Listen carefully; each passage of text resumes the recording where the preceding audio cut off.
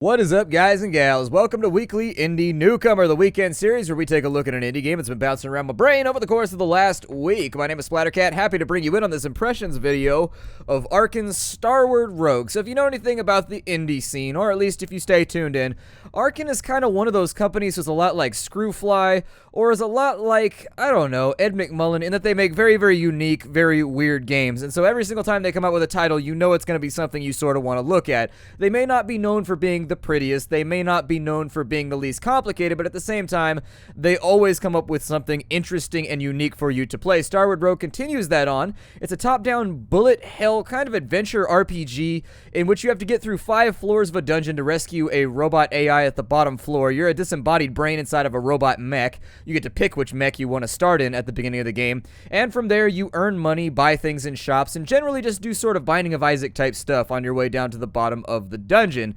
So anyways, without further ado, I wanted to see how many runs we could get in here, take a look at the game, talk about the things I do and don't like while we partake in its shootery. I'm about 10% of the way through the game. I haven't played a ton because obviously this is an impressions video, and so if I'm trying to give you my impressions, coming in with 90% of the game completed, be like, well, I can give you impressions at this point, but I figure it's more of a formal review, but whatever. Let's start a new run. The first thing you gotta do in every run is you gotta pick yourself a hull. What mech do you want to be inside of? We got the White Gloss, which basically is just a machine gun mech. Very, very simple mech with very average stats. It's the human of all of the mechs if we were going to convert this over to fantasy terminology. We've got the Flame Tank, which is essentially the Firebug. It's a tank that can't take a lot of damage, but it has a flamethrower, which is super hardcore. It gets rid of enemies so fast that you probably won't have to be doing much dodging or damage soaking anyways. You've got the Indigo Dipole, which has a missile that it fires that sucks in bullets. I haven't played around with it a whole lot yet, so I can't really tell you on that one. The Green Envy, this is the gambler's mech. It gives you a chance of getting money every time you kill something, and so this is the mech for people that want to get treasure and want to spend a ton of money deep inside the dungeon. The Deep Blue I haven't played around with yet, but it's got a weapon called the Spine Ballista, which is kind of a trick shot type weapon. It's probably the hard mode. And then Red Shift. Time only moves when you move. That's pretty much it. If you're not moving, neither are the bullets, and so it allows you, if you wanted to make it, I guess, semi-turn-based almost. Turn-based, but real-time, you could go with the Red Shift. Today, I think we're going to start out with, let's go with the Flame Tank. I think it's what I'm most experienced with. I've played White Gloss, I've played Flame Tank, and I've played Green Envy, these three, quite a bit. Haven't really fiddled around with this corner of the grid yet, just because none of these sounded super attractive to me. The Flame Tank I saw in instantaneous, I was like, yep, that's my guy. Let's do it. Alright, so welcome to the dungeon. This is what the game looks like, and for Arcen, it's definitely looking better. Arcen is one of those companies where they started out very, very rough with some of their first titles, where they were not pretty games. They were not games that had like an intense theme, but with each title, I've noticed an iteration and them getting better at making their game all feel like it's part of the same universe. This game is no different. They continue on upwards. Our mech controls exactly as you would think it would, W, A, S, and D.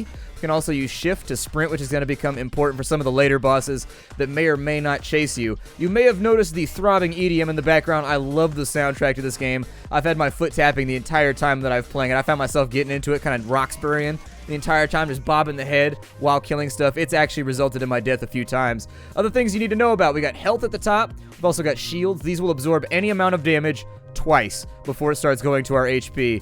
Health shards are how you increase your health. We've also got keys. We've got money. We've got our level, what floor we're on. Remember, we got to get down to the bottom of the 5th floor. Over here on the left-hand side, I love the way the cursor goes over here so I can point things out to you. We got our flamethrowers, our primary weapon. We left-click to let that thing go. I would like to hear a little bit more of a sound effect out of it. I've noticed that some of the weapons, they don't chug the way I want them to. So a perfect example of this is in Cryptarch. In Cryptarch, the weapon sounds great. It's just like chug, chug, chug, chug, chug, chug. Like every time you fire at something, it's got a very gutsy, heavy feel to it. And the weapons feel very light in this game, and I think they could make that a little bit better. Energy weapons. At the beginning of every room, your energy weapon recharges. We right-click to use it. For this guy, it's an energy shotgun. We can only fire it twice. However, as you level up, you are able to increase the amount of ammo that you have for your energy weapon. I will also point out that both your energy weapon and your missiles can be swapped out while you go room to room. You can pick up extra gear in various locations to make your life easier. Missiles are like bombs. Think of missiles like bombs from either Zelda or Binding of Isaac. You use them to destroy debris, to open up secret walls, and things of that nature. You want to save them. Don't use them a lot. You can use them to kill enemies if you're really, really good, but it's kind of a waste because eventually there's going to be a secret that you want to get after, and that's what they're for. Just think of them as bombs, and you'll have the right idea. Aside from that, we're pretty much ready to go. If we press the F key, we can use the attachment that we have on us. We don't have any attachments, though, right now. So, unfortunately, no one's attached to us, and we're not attached to them. Oh, we got a treasure room first. That's good. That's a health pickup. That was money right there. It was $3, it looks like. That's a missile. And then this right here is XP, I think. Yeah, it's XP. Our XP bar's right there for leveling up. We've got a key. Man, we got a bunch of cash in here. Okay, we got keys. We got missiles. We got all kinds of good things. This run is starting out pretty well. What is this, like a missile over here, like a spearhead? A corrosive module. Main guns now have a chance to poison your enemies.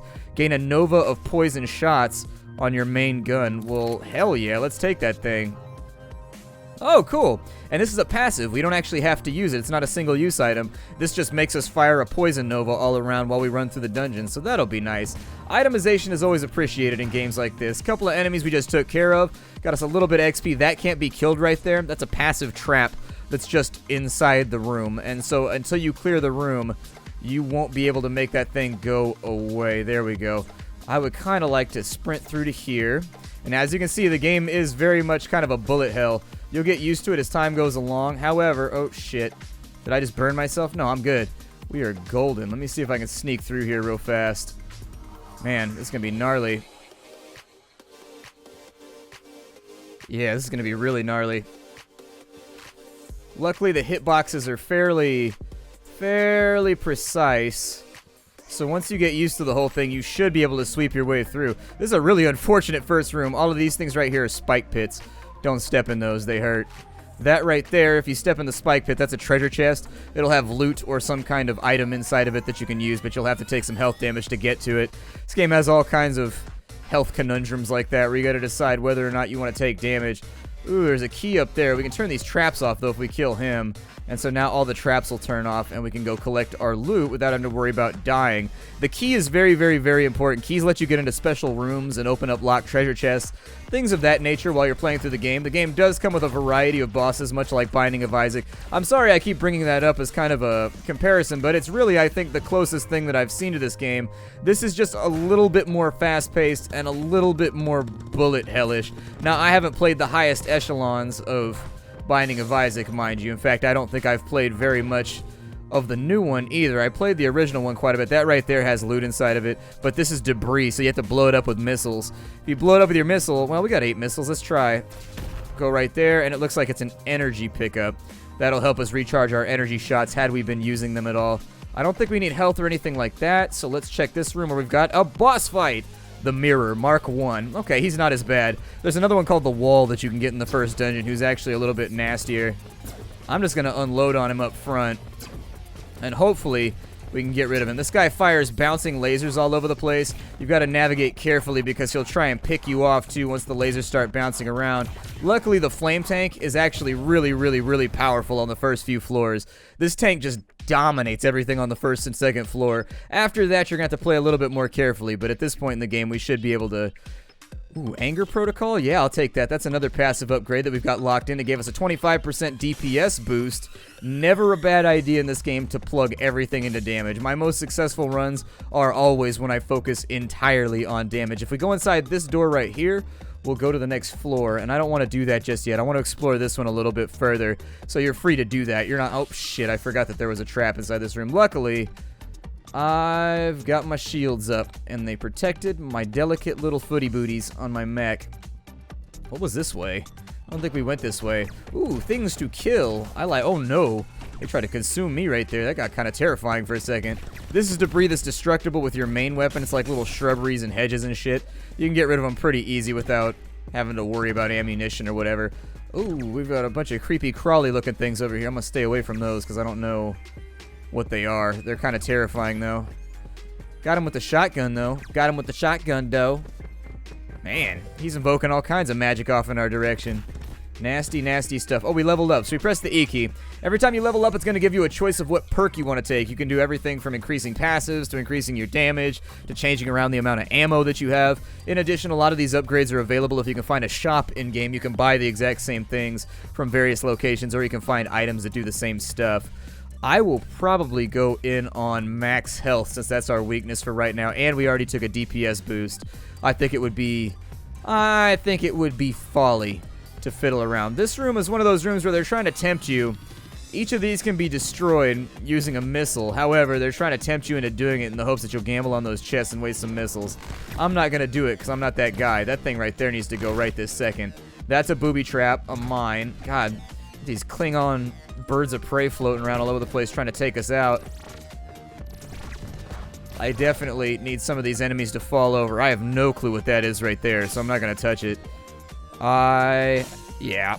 If there's something new in the game, I just usually wait until I stumble upon it on accident anyways. Treasure chest is definitely worth a missile, so we'll grab this. And it looks like it's a trade. We traded 1 missile for 2 missiles. Sounds good to me. I want this energy pickup, though.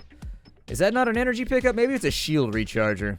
I might have my terminology wrong, because it definitely didn't recharge our energy shots. So it must be a shield recharger, then. I'm still a little bit sketchy on what is this? Doesn't do anything. Okay, maybe it lights up once we kill everything in the room. Christ. What is that? Abmoog Rushing Chomper. I've never seen that mob before. I'm still seeing, this is I think my 4th or my 5th run. My first run I did fantastically, and I was like, oh, this game is easy. I made it, I think, to, ooh, that's good right there. I'll take that. I made it to the 4th floor on my first run. Oh, it was a reward treasure chest. What is this? The Gas Guzzling Circuit. Speed and range. However, we cannot move for 3 seconds. I'll leave that one alone. I kind of like what we have on board right now. Our little Poison Nova gets me husky. I like this thing. Oh, we got a shop room. A couple things you can do in a shop room. You can come over to the console and you can drop 5 credits on XP. Not a bad choice, actually. I've done it a bunch of times where I've just dumped all my money into credits. We've also got a tiny energy boost over here for 3 credits. I'm going to go ahead and take that. That'll give us 4 more energy. It's not going to help that much. Durable cells. For 40 credits, we can increase our energy by 40. I'm going to go ahead and do that, too, because our weapon eats up a lot of energy. The remaining credits, I think we need 4 credits in our 5 credits to buy 40 XP, so that's not going to help us much. We'll leave those where they're at, and then I think we've only got like 1 room left that we haven't explored on this side. Ooh, a bunch of landmines. I'm going to take those bombs and those credits, though. There are mini-bosses and things that will randomly spring on you if you're not ready for them. These little chaos things right here are teleporters. There's no telling where it's going to put us when you step on one. You kind of just have to risk it. I level the floating debris and shit in the background. He almost got me. He almost got me. I think he can't take damage from the front, so we got to like whip around behind him. That thing is terrifying looking because it looks like a spider, and that creeps. Whoa. Somebody's had a temper tantrum over here. Die already. You're making me worry. Oh, okay. So it disperses after it fires out in like a little ziggy-zaggy pattern. Gotcha. We got to figure out, what does this do? Look like it does anything. That takes me back into there. That takes me to this side. Perfect. That's what I wanted. The game is pretty variable. The room configurations, there seems to be a lot of room configurations. I'm on 4 playthroughs right now, and I've never seen, I don't know if they're procedurally generated or what. I don't think they are, because some of the rooms have some real conscious thought put into them. Like, some of the rooms don't feel procedural. Like, procedurally generated stuff always has kind of like this weird feeling of it's not quite right. So I think maybe parts of the room might be procedural, but overall the configuration is standardized, but don't quote me on that one. I'm not totally sure. Don't take that one to the bank and start gambling with it, because it may come back and leave you in the poorhouse. Still, the rooms feel like they have human thought put into them, where a lot of the time I feel like things are in a certain spot to provide you with cover or to force you to take a certain path on your way through the room. We've leveled up again. This time around, we can take a 5% chance to gain 1 health on kills. We can get double healing from health gains. We have a 5% chance to avoid taking damage when hit. That's a tough one. None of these are my favorite. Let's go with that one, I guess. I don't like any of the choices, so I'm just going to pick one. We've got locked doors, a defensive shop. This one takes you to a weapons shop. I don't have any money, so I don't think there's any point going into either of those and wasting a key. That's one of the major metagame things in this, is that you've got to decide what's worth your keys and what isn't. You've got limited resources. I've had runs where the keys are in very, very short supply the entire time we're in the dungeon, and you end up, I almost did it again. Pulling a Britney Spears here. I do shave my head, so you know. We've got more than one thing in common here. Let's go to the boss room and we'll check out Floor Número 2. At the end, we get our stats, so you can check it all out and see if you're happy with the way that you performed. We did alright. We didn't find the secret floor, though. We used no consumables. That's alright. We did 81% of the rooms. In order to do 100%, we would have had to go through and use our keys, which was not okay with me. Now, at the beginning of every floor after the first, they have a hard mode option. This one's called Medical Leave. Make it to the next floor without healing in any way to gain a bonus. We're going to take that one because it's not too bad. I'm not planning on getting hit anyways, so I think I should be able to pull this one out without too many problems. We have a number of enemies over here that are all sort of gathered up. Oh man, they're heading right for us. Let me transfer positions real fast. Everyone likes to swap positions every now and again. I have no idea what the hell those little things are going to do, so I'm just going to stay away from them. Oh, the black holes, they suck your... Oh, okay. They suck your projectiles around. I see what it does. That's kind of odd. I thought they affected me, but nope. We get 50 credits, 5 key cards, and a max HP if we do this. Damn. This is like a gangster-ass bonus. I don't know if I want... We got credits inside of both of those. We have so many bombs, though. It might be worth it. Let me wait on... I'm going to look for openings here. Or we're just going to clear a corridor at a time and hope we don't get wrecked. We jump into one of these corners. There we go. We'll shotgun him. And his bullets appear to pierce walls, and they've also got some kind of like fireworks confetti thing going off the back. It's glitter! Part of the punishment of that bullet is that you have to clean up after it afterwards. There we go. A little bit more on that side. No treasure inside of there, which is disappointing. We've also got a dollar right there to make me holla. Which indeed I will, depending on the quantity of dollar that has been presented. Oh shit, those bounce? I didn't realize they bounced. Okay. We've got a key chest over here that I will probably partake in. It looks like it gave us nanite leeches. Homing nanites will disable an enemy and heal you. Cool. So that's going to be a single-use item that we can fire at the enemy. The attachment, by contrast, just gives us some weird passive thing that you got to learn to play with, like our Poison Nova bullets. Woo! Almost got me. Almost got me. Some of those erratic enemies. Some of those erratic enemies that start firing shit all over the place. There is a variability in the run, though. Like, in some of my runs, I have more credits than I know what to do with. In some of my runs, I have more missiles than I know what to do with. This appears to be that kind of run. In some runs, I have more loot than I know what to do with. A stim pack, your damage and attack speed? Nah, I don't care. I like the homing missile thing. That sounds awesome. The Battle Swarm. I don't know if I fought this cat yet. I also don't know if he's shielded. It looks like he follows us in one respect or another. He's got some kind of homing going on. Oh, never mind. The bullets cross themselves like they're going to mass. Gotcha. I fired a missile at him. Missiles, I forgot to mention this. Missiles destroy projectiles too.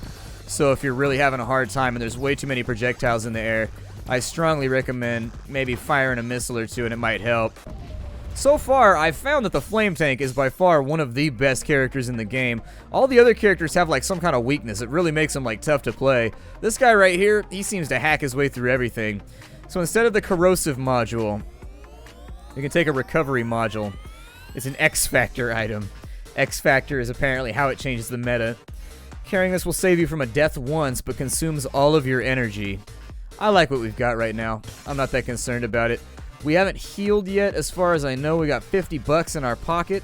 Not a terrible day to be alive. 50 bucks is better than no bucks. In fact, if I could give you all 50 bucks right now, I totally would. Oh, we had the bonus. I went out the wrong door. That was my bad. It's all good, though. We're still going to get the bonus because I don't think we healed. Did we get our bonus? Yeah, we did. It gave us 50, and we got everything right there. I'd like to see some kind of splash screen that's like, reward, or something like that. The tutorial had great voice acting from the robot that we're supposed to be rescuing, and then you just never hear from him again once you're inside of the game. It'd be cool if maybe he commented on the gameplay every now and again. Make it to the next floor without using any consumables for a bonus. Oh, I can do that one, no problem. We got this. That's so many missiles that, like... I kind of feel bad about leaving them in their little silos, in their little launcher paddocks. Hey, stop shooting bullets at me that look just like my bullets. You're making me nervous. Ow, I've been struck by a bullet. Oh no. Christ, that thing ran me down. That guy got in there. He was ready for some close-range robot pugilism. Alright, let me pick up some of these right here. Health is full. I'm going to try and blast my way through here. I have 7 key cards, so we might as well open up the treasure dock. We've got a tactical nuke, a very high damage explosion. Well, I would feel like an asshole if I didn't pick up a nuclear weapon when I had the opportunity to do so. I mean, everything leading up until this moment in my life, up until this moment of my life, has really been me just trying to get a nuclear weapon, so I have one. Hooray for me. Check that off ye old bucket list. Get a little bit more cash. Wow, we have a lot of money on us right now. I need to find a shop room, like right this second, and see what I can get for myself. Oh, he almost got me. I don't like you. This robot is challenging to strike with my weapon, and that makes me sad. What do these do? Oh, we leveled up. Cool. I'll probably give myself plus 10% to damage. Just hit a little bit harder, make shit more painful. Make it so the enemy got to think about it a little bit before they come after me. That room, I'm not going to waste that many missiles. This guy's over here firing. God knows what the hell that thing is flying around, but it's probably unfriendly. God. The bullet scatter is everywhere. There we go. Perfect. Good to go. I like games like this. I don't typically like bullet hell games, but the distinction that I'll make is I like when you match up genres like this where it's got a little bit of RPG, it's got a little bit of action. Yeah, I want this like right now. There, it's got a little bit of RPG, it's got a little bit of action, it's got a little bit of bullet hell. I like that very much. I like mashup games that play around with ideas and fiddle with things. And honestly, the ideas that this game is toying around with, they've all been done before. This is a very safe game as far as Arcen goes. However, that being said, it does everything that it sets out to do competently and well. Everything feels tight. Everything feels like it works the way that it's supposed to work. A carnage circuit. No, that's not going to convince me to get rid of my nuke. I love my nuke far too much, and I want to shoot it at the boss, and I'm gonna. I think I'll probably sneak around. Oh. Maybe that shoots out a stink cloud or something? I don't know. I didn't think I touched it, but maybe I did. There's a key over there. Trying to decide if that hallway is worth it. I don't think that it is. Let's just go fight the boss. Oh, we have to go through there, or we ain't leaving. Is that how it's gonna be? Where's the enemy at? Oh, he's right there. He was right up in front of me. Damn. Okay, so we can take the Compass Master, which gives us important rooms revealed. We can find loot earlier, or we can increase our max health. I'm gonna go for the health increase. The Invader. I think this is one of the guys that may have killed me last time. Although the death was not like a legitimate death. I just slipped up. It was totally my fault. It was like one of those deaths that you're like, damn it, after it happens. And you're like, that was definitely all my fault. And I could have totally avoided that. Basically, I got greedy trying to kill the boss when he had like a sliver of health left. And he summons a bunch of these little robots to fight with you during the course of the battle. He also has like a little death ray thing that he shoots at you if you get too close. Yeah, you can only hurt him after you get rid of his little vanguard. Yeah, tactical nuclear missile. I am all about that tactical nuke. What is this right here? The corrosive module, we can swap it out for an FTL. Move and attack faster, get spread shots on your main gun. Yes please. Oh, we got double flamethrower now. Double flamethrower. What's better than one flamethrower? I think two. We're on floor 5. Let's keep this thing rocking. Oots, oots, oots. Yeah, getting my dance on. You can't see it right now because I don't run that face cam shit, but I'm getting down. I look a little bit animatronic when I get down, though. I got like a Jim Henson thing. Make it to the next floor without using any energy for a bonus. Nah, I ain't gonna do that one. I like my energy shotgun too much. They want me to go after that treasure chest, but I don't think I'm gonna do it. They can't bait me into it like that. I am no fool. God, our DPS is so good right now. Like, I am really happy about the way we're going through enemies. Well, except for that guy who doesn't seem to be quite as damaged by flame. Ow. Come on, man. Can't be taking these free pot shots. You don't know me like that. I'll burn you to the ground. Literally. There's a lot of bad guys in this room, is there not? Man. I got a shotgun, too. I'm gonna fire it at you. And after you die, you're gonna turn real blue. And if you're super lame, you might try to sue. 'Cause that's what only a punk do. That thing is sucking up all of my... That black hole right there is eating up all of my bullets. I have to figure out a different way to approach this guy. Maybe around this side. There we go. Oh, he's one of those little buzzsaw dudes. No! Okay, we're good. We're solid. Everything is looking shiny. I think we'll swing around this way. And I saw something. Yeah, treasure boxes. Everybody loves treasure boxes. They've only got like $1 in them, so I'm not totally sure that they're utilizing... What is this? Code Annihilate. Damages everything in the room. Okay. Seems fine to me. Ow! Code Annihilate. I just wanted to play Code Annihilate. It seemed like it'd be pretty awesome. It did destroy a large proportion of the things inside this room that needed to be destroyed, so... Mission accomplished. We level up again. Double credits from drops. 10% chance to get double experience, or health sacrifice shop becomes visible. Health sacrifice job, it's kind of like the Devil's Bargain or whatever in Binding of Isaac. You go in and you can get items and upgrades and all kinds of fun stuff in exchange for a chunk of your maximum health. I'll probably take double credits. But yeah, all in all, Starward Rogue is a pretty sweet little game. If you like high-flying, real fast-paced top-down shooters with a little bit of bullet hell mixed in, a little bit of RPG mixed in, with maybe a little bit of Binding of Isaac mixed in, I think you could do a whole lot worse. You can get it right now on Steam. I'll have the information down below for you. I liked the soundtrack. All in all, I can see myself spending a decent amount of time on this game in the near future. If you feel like you've burned out a lot of the other dungeon diving games that you have available and you're looking to try something else out, I think this is a fairly solid choice. It's a simple game. It's a game that doesn't have a lot of crazy... What is this? A mission? It doesn't have a lot of bells and whistles. It doesn't have a lot of frills. It's not graphically super badass. But at the same time... Oh my god, what is going on right now? Oh. I think I just have to keep this laser sword on him and dodge the rebounds. Oh my god. That being said, thanks for stopping by the Nerd Castle for the next episode of Weekly Indie Newcomer, the weekend series where you and I join together and talk about an indie game that I've been playing over the course of the last week. Can't wait to play this one a little bit. Ooh, 2020 vision. Yes, please. I don't think I've ever gotten one of those challenge rooms either. I hope my impressions of the game have been helpful. Like I said, not a lot of bells and whistles, not a lot of frills.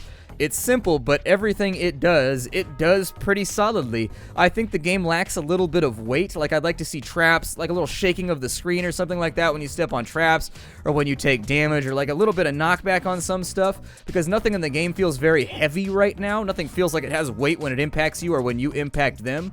But aside from that, I've been pretty happy with the game so far. That was one of the only little things that I've noticed along the way. There are things to unlock in this game. As you get further and further in, you will unlock other challenge modes. There's all kinds of achievements for this game that are like, they range from the simple to the utterly absurd. Yeah, I'm Starward Rogue by Arcen Games. Check it out if you haven't had the chance. I'll see y'all next week. My name is Splattercat. Bye, everybody. Hadoo!